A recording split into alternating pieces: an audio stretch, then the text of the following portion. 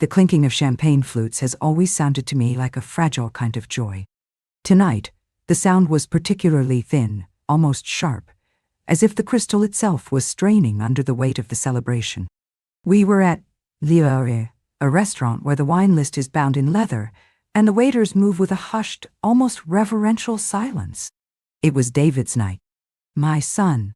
His face, usually a canvas of worry and ambition, was flushed with a success so potent it seemed to perfume the air around him, a heady mix of expensive cologne and sheer, unadulterated triumph.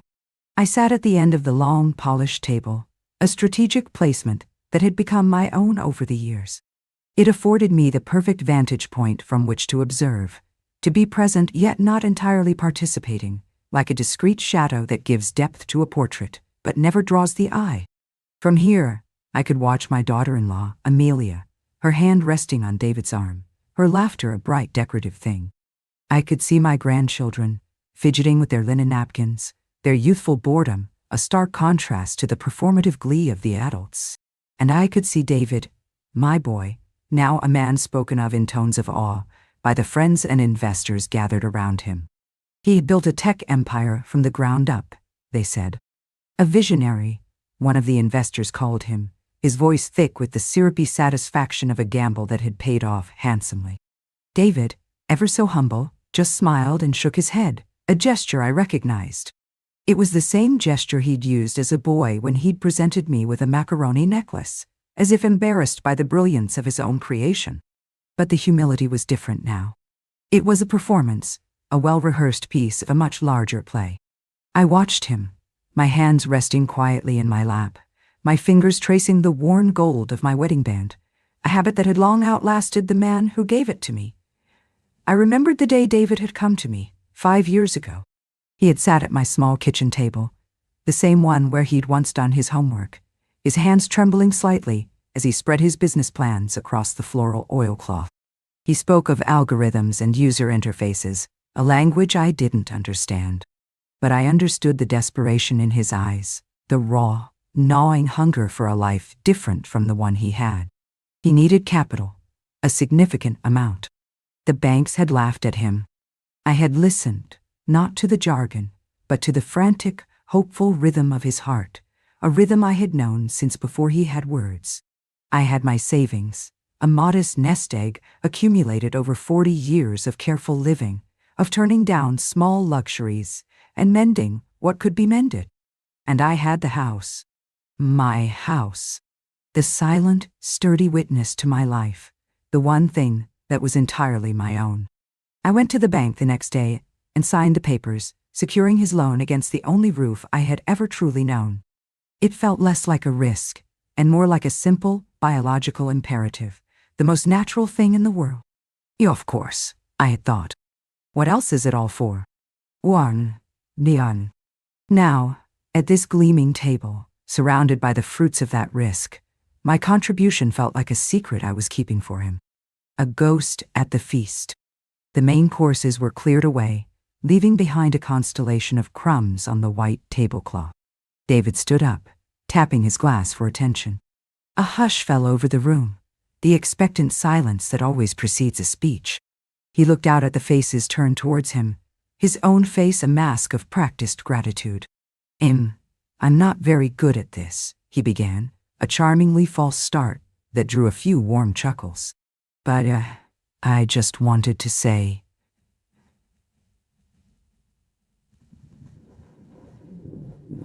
To all of you. He gestured around the table. To my incredible team who worked tirelessly. To our investors, who believed in this crazy idea when no one else did. And of course to my amazing wife, Amelia. He paused, his eyes finding hers. You are my rock. You kept the faith when I was ready to give up. I couldn't have done any of this without you. He went on, naming colleagues, friends, even a university professor who had inspired him. Each name was a stone, dropped into the quiet pool of my heart, the ripples spreading outwards, cold and slow. I sat very still, my posture unchanged. I felt my hands begin to tremble, a faint, barely perceptible tremor. I clasped them together in my lap, pressing my knuckles hard against each other, until the shaking subsided. I focused on the small, unblemished gardenia floating in a bowl of water at the center of the table. I watched it as if it were the most important thing in the world. He was winding down, his voice thick with emotion.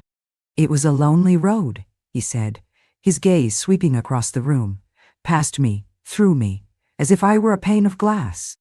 "Building something from nothing. It takes everything you have." There were times I thought I'd lose it all. But I dug deep. I pulled myself up by my own bootstraps. And I did it. Alone. Once. Alone. The word did not land with a crash. It arrived quietly, a single soft snowflake landing on a vast frozen lake. It was not a lie, not in his mind. In the grand, heroic narrative he had constructed for himself, he unmasked the solitary hero. The long nights, the stress, the relentless drive that had all been his. My role, the quiet signing of papers, the silent transfer of a lifetime's security, was just a logistical detail. A prelude. It was the soil from which his mighty oak had grown. But whoever thanks the soil? A polite, then thunderous applause filled the room. I brought my hands together, the sound of my own clapping lost in the general din. I smiled. It was the same smile I had worn for decades. At school plays I secretly funded, at family gatherings I single-handedly catered, at hospital bedsides where I was the only one keeping vigil. It was a smile of resolute, unyielding support, a background presence. But for the first time, I felt the architecture of that smile crack. Beneath it, something new was stirring. It was not anger. Anger is a hot, messy emotion, and I was long past that. It was something colder, clearer. A realization, as sharp and precise as a shard of ice. He had not forgotten. He had erased. I watched him accept the handshakes and the back pats, a king surveying his court. I felt no resentment, only a profound and hollow sense of distance, as if I were watching a film of someone else's life.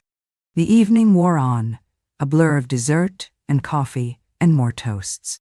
I spoke when spoken to, my answers brief and pleasant.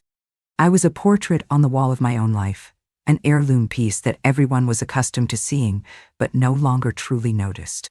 When it was time to leave, David came over, flushed and happy, and bent to kiss my cheek. His suit jacket smelled of wool and success. "Did you have a good time, Mom?" he asked, his mind already elsewhere, on the next deal, the next conquest. "It was a lovely evening, dear," I said, my voice even. "You must be very proud. It's just the beginning," he said, his eyes alight with a fire that I knew, with a sudden and startling clarity, I no longer had any obligation to tend. I let myself out of the restaurant and stood for a moment on the pavement. The city air was cool against my face. I didn't wait for my grandson to bring the car around as he usually did. I just started walking. The click of my sensible heels on the concrete was a steady, rhythmic beat. I walked past the glowing storefronts, the laughing crowds, and I felt a strange sense of lightness. The weight of being the silent keeper of his gratitude, a debt he had never acknowledged and had now publicly absolved himself of, had been lifted. He had set me free. I took a taxi home. The house was quiet, still. It seemed to be holding its breath. In the kitchen, I put the kettle on. The familiar low rumble was a comfort. While I waited for it to boil, I walked into my small study. It was more of a storeroom for the family's memories than a space of my own. There were photo albums, boxes of the children's school reports, my late husband's collection of history books. On the bottom shelf of a dusty bookcase sat a small, dark blue suitcase. I hadn't used it in 20 years. The kettle began to whistle, a long, piercing cry that filled the silence. It was a sound I had heard 1,000 times before. A signal that it was time to make tea, to settle in for the night, to prepare for another day of the same. But tonight, it sounded different. It sounded like an alarm. I did not make tea. I walked over to the bookcase, crouched down, and pulled the suitcase from its dusty cocoon. I placed it in the center of the living room rug. A decision, I realized, is not always a shout. Sometimes it is the quietest click of a lock on an old, forgotten piece of luggage. I opened it. The inside smelled faintly of lavender and disuse. I stood up and went to my bedroom. I opened the drawer where I kept my passport and the few pieces of good jewelry I owned. It was time to pack. Not for a holiday, but for a life. The airplane ticket felt alien in my hand, a crisp, rectangular assertion of a future I hadn't planned. I held it tightly, as if it were a talisman, a tangible piece of the decision I had made in the pre-dawn quiet of my own home. My destination was a small town on the coast of Portugal, a place whose name I had once circled in a travel magazine decades ago, an idle fantasy on a rainy afternoon. I had chosen it again, this time, for its obscurity. I needed a place where I had no history, where my name meant nothing. The journey itself was a strange cocoon of anonymity. I was just another woman, with gray hair pulled back in a neat bun, another face in the crowd at the boarding gate. No one needed anything from me. No one asked me where I was going, or when I would be back. This absence of expectation was so foreign, it felt like a kind of weightlessness. I watched the land shrink below as the plane ascended, the familiar patchwork of my life dissolving into abstract geometry. I did not feel sad. I felt nothing but the steady, powerful hum of the engines, a vibration that seemed to be shaking loose years of accumulated dust from my soul. I arrived in Lisbon and took a train, a slow, rattling journey that carried me further away from everything I knew. The Portuguese countryside slid past the window, a wash of sun-bleached greens and terracotta reds. I watched the landscape, not as a tourist trying to capture it, but as a person simply content to let it be. For the first time in as long as I could remember, my mind was not a cluttered list of tasks to be done, groceries to be bought, appointments to be kept. It was just quiet. A quiet, empty room, waiting for new furniture. The town, when I finally arrived, was even smaller and more peaceful than I had imagined. Whitewashed houses with blue trim huddled together, their backs to a gentle, rolling sea. The air smelled of salt and grilled sardines. I had booked a small, furnished apartment online, a transaction that had felt both reckless and wonderfully empowering. It was on the second floor of a narrow building, overlooking a small square. From my balcony, I could watch the world go by, old men playing cards, women returning from the market with their string bags full, children chasing pigeons. My first few days were a study in solitude. I would wake with the sun, the light painting soft stripes across the tiled floor. I would make myself a simple breakfast of bread and cheese and sit on the balcony, drinking my coffee slowly, deliberately. I had no agenda, no purpose other than to exist. The feeling was so new, it was almost unnerving. I was used to being the axis around which my family's world turned. To be suddenly untethered, a planet without a sun, was disorienting. I had to learn how to generate my own light. One afternoon, I was wandering through the winding, cobbled streets when I found a small stationery shop. Its window was filled with beautiful handmade paper and elegant fountain pens. It was the kind of shop I would have normally admired from the outside before walking on, convincing myself there was nothing inside that I needed. But something compelled me to enter. The shop smelled of paper and ink and beeswax. And there, on a shelf, I saw it. A notebook. It was bound in a soft, supple, unadorned leather, the color of rich earth. It was a simple, sturdy thing. No fancy gold leaf, no embossed patterns. It was beautiful in its utility, in its quiet confidence. It was a notebook that was meant to be filled, not just displayed. I picked it up. The leather was warm to the touch. I ran my thumb over the smooth cover. I realized with a jolt that was almost physical that I could not remember the last time I had bought something that was purely for myself. Not a new pot for the kitchen, not a sensible coat for the winter, not a gift for a grandchild. Something that served no practical purpose other than to be a vessel for my own thoughts. "Passo?" I asked the shopkeeper, my voice raspy from disuse. He was an old man with kind eyes and a face as wrinkled as a dried fig. He nodded, smiling. I bought the notebook and a simple black fountain pen. The transaction felt monumental. I walked back to my apartment, holding the paper bag like a precious secret. I sat at the small wooden table by the window, unwrapped the notebook and opened it. The blank, cream-colored pages stared up at me. They were a landscape of possibility. An invitation. For a long time, I just sat there, the pen in my hand. What does a woman, who has spent 70 years recording the lives of others, write for herself? Where does she even begin? My own thoughts and feelings felt like a foreign language I had forgotten how to speak. I uncapped the pen. The nib scratched faintly as I touched it to the paper. And then I started to write. I did not write about the dinner, or about David, or about the gaping hole in my savings account. I wrote about the taste of the coffee that morning. It is bitter, I wrote, but in a clean way. Not like regret. Ew.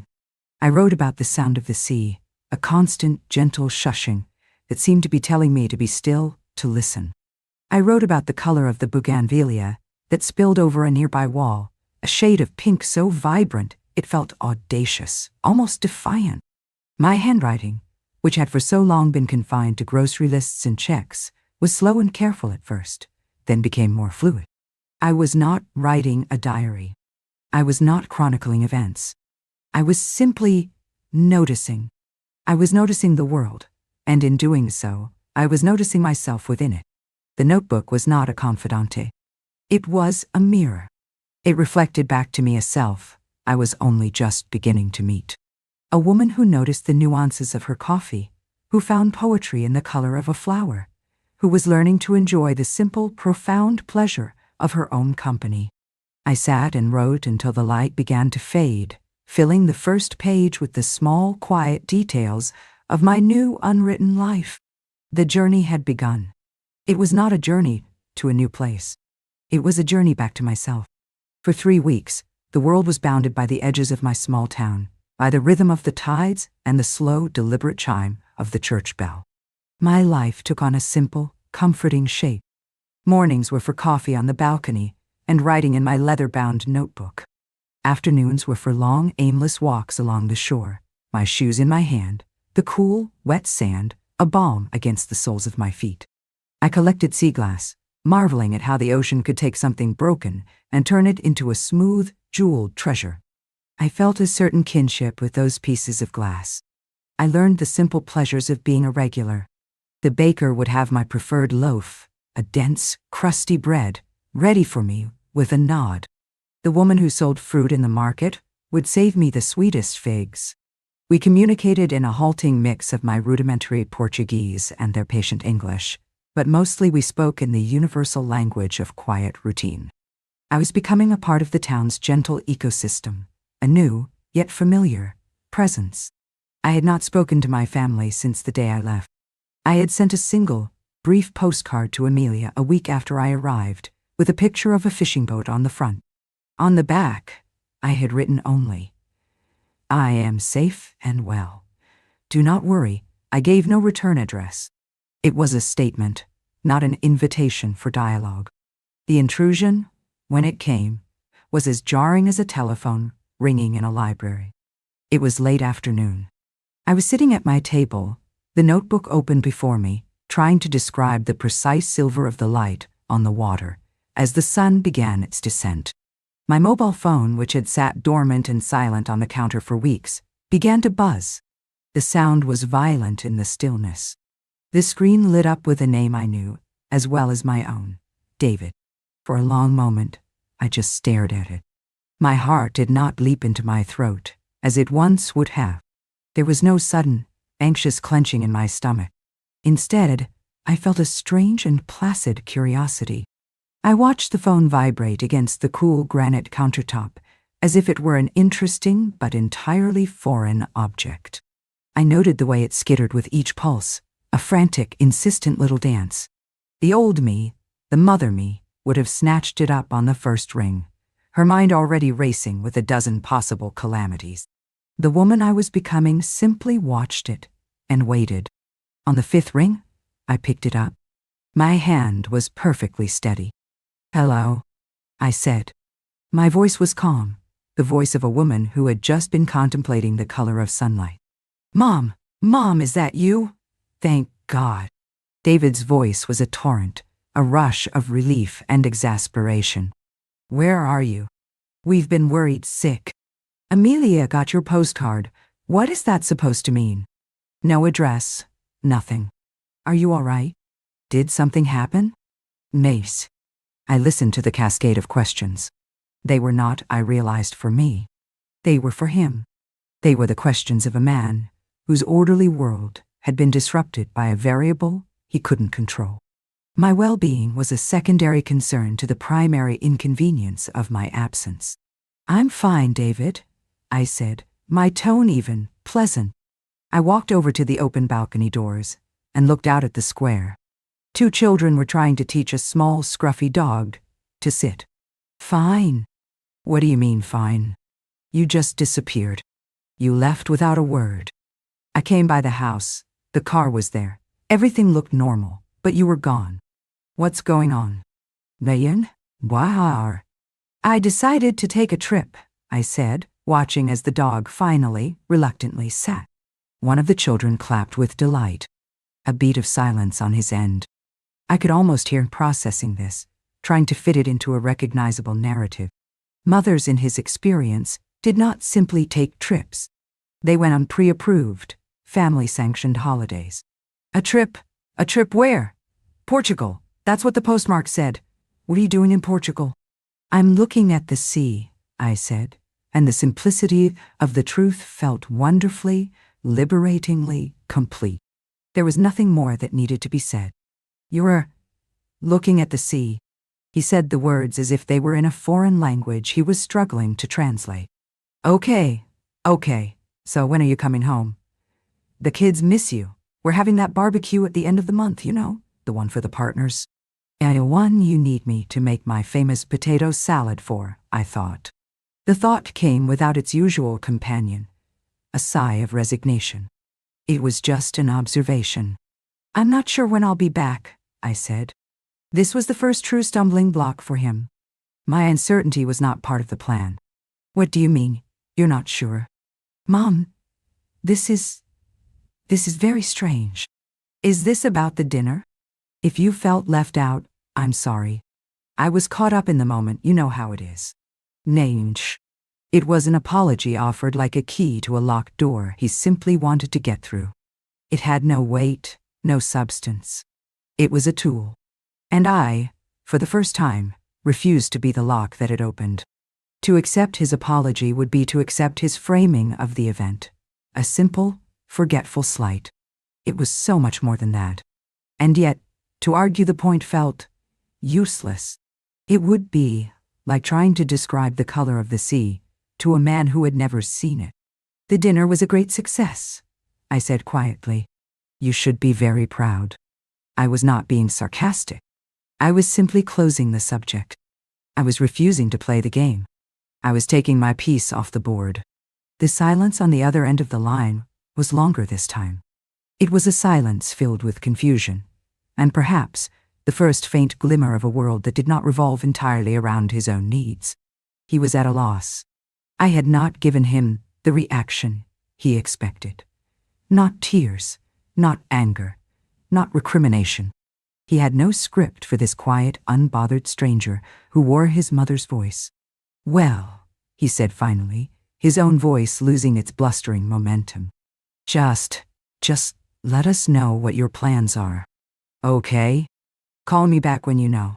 "Right. I will," I said. "Goodbye, David." I ended the call before he could reply. I stood there for a moment, the phone in my hand, and then I placed it back on the counter. I felt a profound stillness in the room, in myself.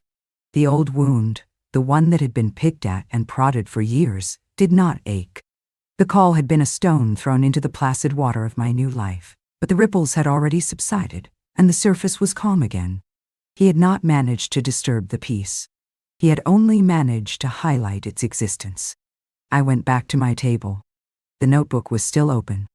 I looked at the words I had been writing about the silver light on the water. I picked up my pen, its familiar weight a comfort in my hand.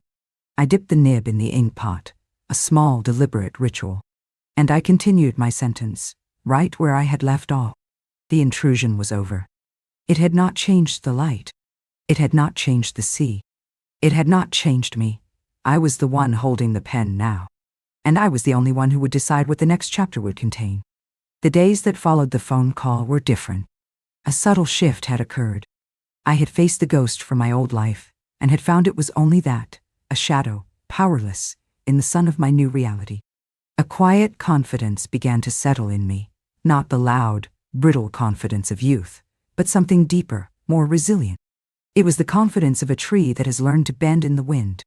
This newfound assurance prompted me to do things I would have once considered unthinkable. I began to venture out in the evenings. The town, which was sleepy by day, came alive in a different way at night. Laughter and music spilled from the open doors of small tavernas.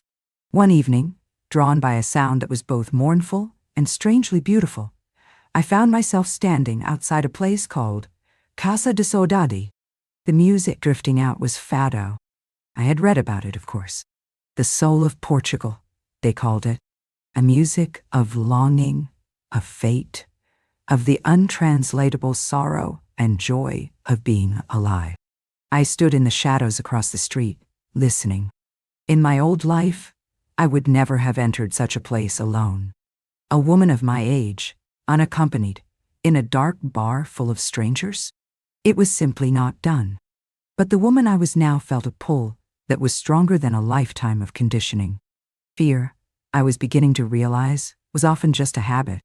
I crossed the street, my heart beating a little faster, a flutter of apprehension that felt more like excitement than dread. I pushed open the heavy wooden door and slipped inside.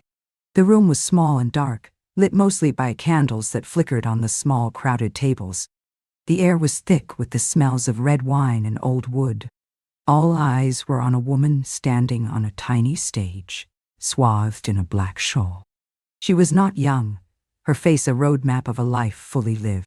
When she sang, her voice was not perfect in a technical sense. It was something better than that. It was real. It cracked with emotion, soared with a fierce strength, and held in it the collective stories of everyone in that room. I did not understand the words, but I understood the feeling perfectly. It was the sound of a heart breaking and healing, all at the same time. I found an empty stool in a dark corner at the back, a place where I could see without being seen. It was a familiar position for me, but this time, it felt different. I was not hiding. I was observing, but with a new sense of participation, as if the music was weaving me into the tapestry of the room. I ordered a glass of port, the syrupy, sweet liquid, a strange and wonderful new taste. I sat there for hours, listening to singer after singer. I watched the faces around me, the old men with tears in their eyes, the young lovers holding hands, the lone figures like myself, lost in the sound. We were all strangers, yet in that shared darkness, united by the music, we were all connected. No one spoke to me. No one bothered me. And yet, I did not feel alone. I felt part of something. I felt as if the music was giving voice to a part of me that had been silent for 70 years. It was singing of my own saudade, my own unspoken longings, my own quiet resilience. When the music finally ended, deep after midnight, I walked back through the empty, moonlit streets. The air was cool and clean. I did not feel tired. I felt electrified, as if the music had charged the very atoms of my being. Back in my apartment, I did not turn on the lights. I walked to the window and looked out at the sleeping town, and the dark, breathing sea beyond it. I felt a profound sense of clarity, a moment of absolute, unshakable truth. The fado singer had not been performing. She had been testifying. I turned from the window, went to my table, and lit a single candle. In the soft, flickering light, I opened my notebook. The page was blank, an empty stage. My hand did not hesitate. The pen felt like an extension of my own mind.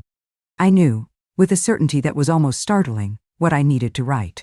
It was not a story. It was a list. A reckoning.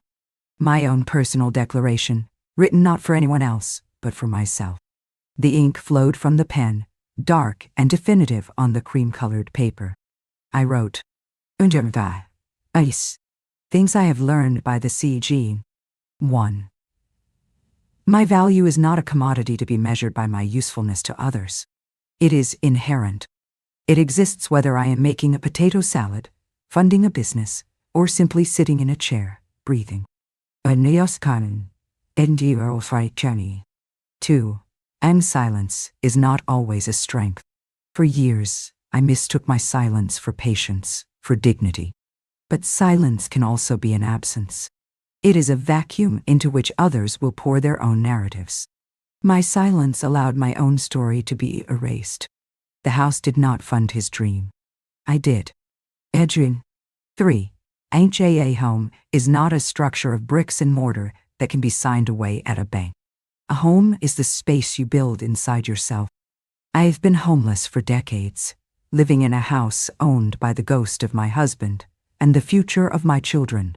I am building my home now here, with these words. O women. 4.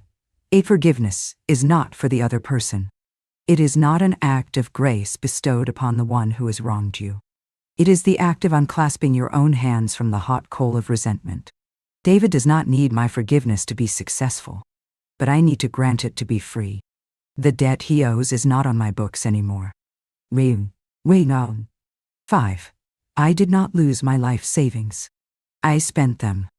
I spent them on the most expensive and important lesson of my life. A person who cannot see your worth in the giving will never acknowledge it in the getting. It was not a loss. It was the tuition for my own liberation. I finished writing the last word and set the pen down. My hand was not trembling.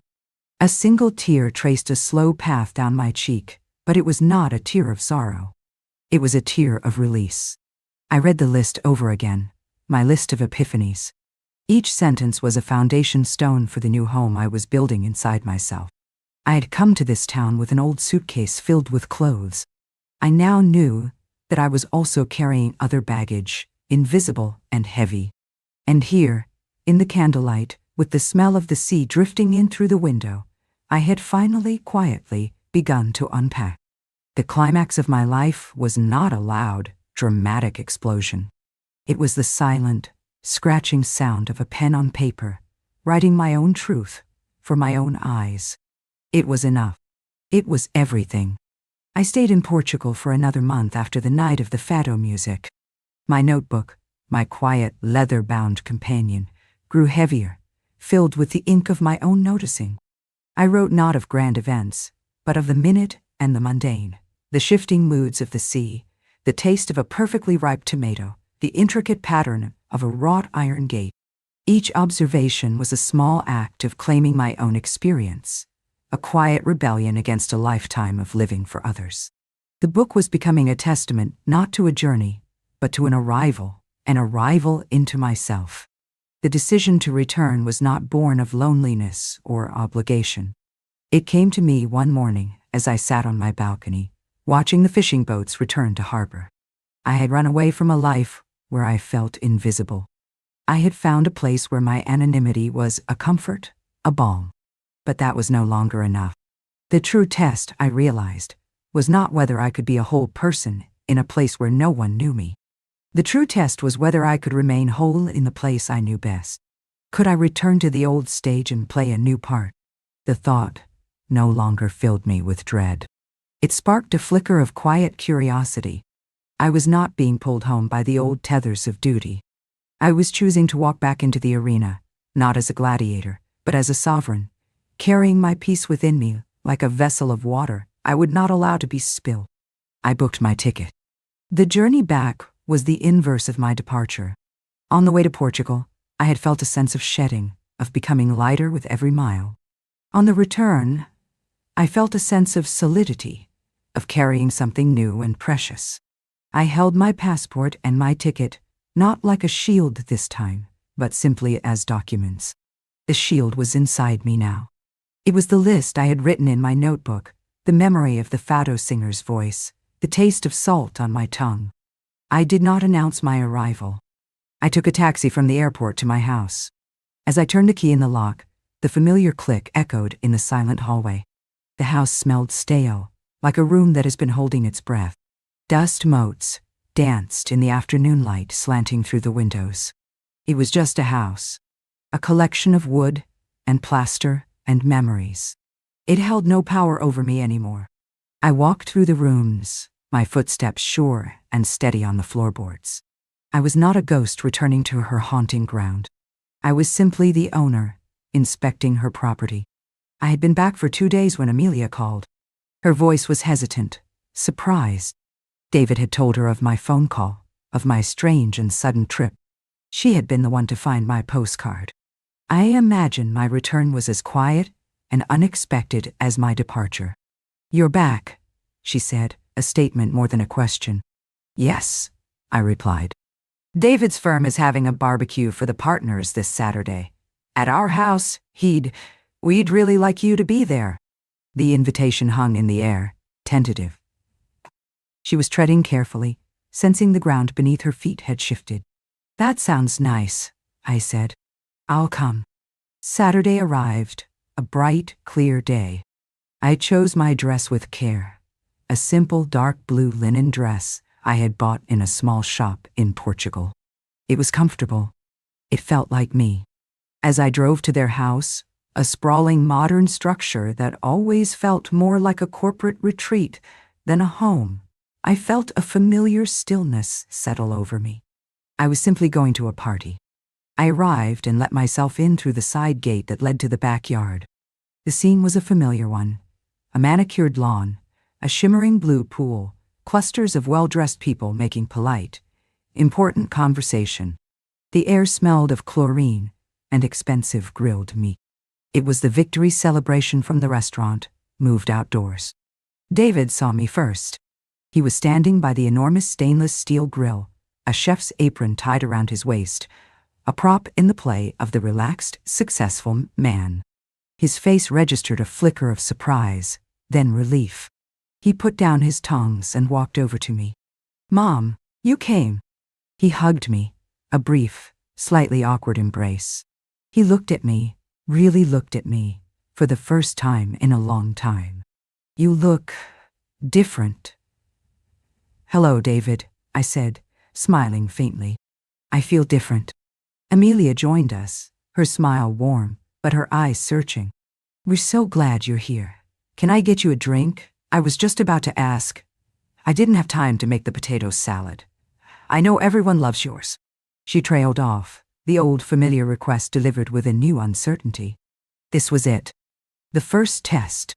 The moment where the old script would be handed to me, where I was expected to recite my lines. The old me would have felt a surge of guilt, a quiet resentment, before sighing and heading to the kitchen, rolling up her sleeves to salvage the social gathering. I looked at Amelia, at her hopeful, anxious face, and I felt nothing but a gentle empathy for her role in this family drama. I reached out and touched her arm lightly. "That sounds lovely, Amelia," I said, my voice quiet but clear. "But I think today I'm just going to be a guest. I'm sure whatever you've made is wonderful." I said it without malice, without any hint of passive aggression. It was a simple statement of fact, a boundary drawn not in anger, but in peace. Amelia blinked, a flicker of surprise in her eyes. But then she nodded slowly, a small smile touching her lips.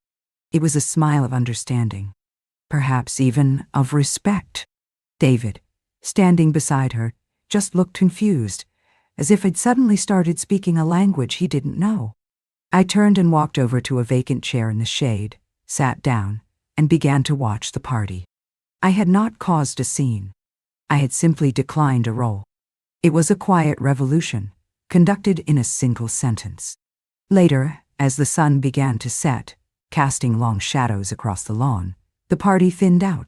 I sat by myself, nursing a glass of water, feeling a quiet contentment. David came and sat in the chair beside me. We sat in silence for a moment, watching the last of the guests depart. The silence between us was different now. It was not the comfortable silence of shared history, nor the strained silence of unspoken grievances. It was a new silence, an empty space, like a newly plowed field, waiting to see what, if anything, would grow. "It's good to have you back, Mom," he said, his voice softer than before. He looked at his hands. I was worried. I was fine, I said. He nodded, accepting it. He looked around at his large house, at the remnants of the successful party. He seemed to be searching for words. It's all been a lot, he said, gesturing vaguely at his life. Building all of this. It was harder than I ever imagined. There were so many times I thought it would all collapse. He gave a short, humorless laugh. I guess I really did it, though. Pulled it all off by myself. He didn't say it with the same boastful flourish as he had at the restaurant. It was more reflective, more tired, as if he were trying to convince himself. I turned my head and looked at him. The setting sun caught the silver in his hair. My son. A man I loved, but a man I was no longer responsible for carrying.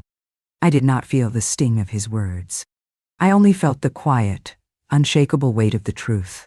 You did do it, David, I said, and I meant it. His name was on the door. His was the mind that had steered the ship. You worked harder than anyone I know. I paused, letting my words settle in the quiet air between us.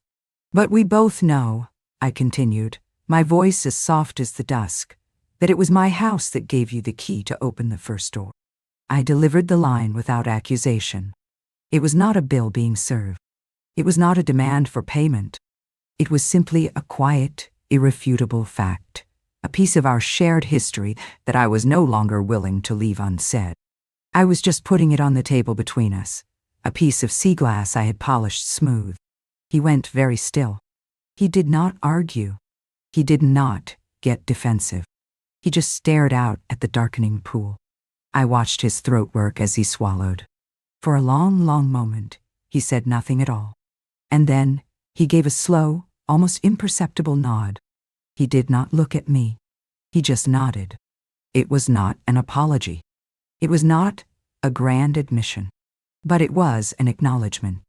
A crack in the marble facade of the hero who had done it all alone. It was enough. I drove home as night fell.